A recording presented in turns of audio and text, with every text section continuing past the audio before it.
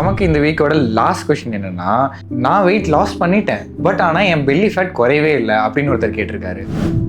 இது ரொம்ப ரொம்ப முக்கியமான கேள்வி. இது காமனாக எல்லாத்துக்கும் வர்றது. ஏன்னா முதல்ல வெயிட் குறைக்கிறேன்னு சொல்லி ஒரு பேலன்ஸ்டு ஃபுட், அதாவது ஒரு நாளைக்கு நீங்கள் அன்றாட எடுக்கிற உணவில் ஒரு 50% வெஜிடபிள்ஸ் அண்ட் ஃப்ரூட்ஸ் இருக்கணும், 25% புரோட்டீன் அப்படிங்கிற புரதச்சத்து இருக்கிற பீன்ஸு, சுண்டல், கடலை, மாமிச இறைச்சிகள், முட்டை இந்த மாதிரி இருக்கணும்.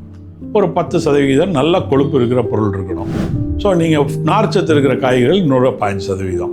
இந்த ஒரு பிளேட்டை 4ஆக பிரித்து மாவுச்சத்து குறைஞ்சதாகவும், காம்ப்ளெக்ஸ் கார்போஹைட்ரேட், அதாவது காய்கறிகளும் பழங்களும் கொஞ்சம் இருக்கிற மாதிரியும், புரோட்டீன் அப்படிங்கிறது நிறையா இருந்தாலும் உங்களுக்கு ஆரோக்கியமான உணவு திட்டம் இருக்கும்.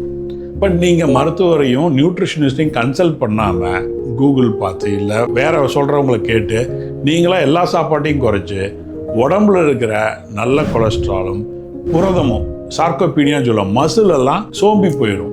இந்த மசில் மாஸ் சதைப்பகுதிகள் சூம்பி போகிறதுனால உங்களுக்கு உடம்பு குறைஞ்ச மாதிரி இருக்கும்.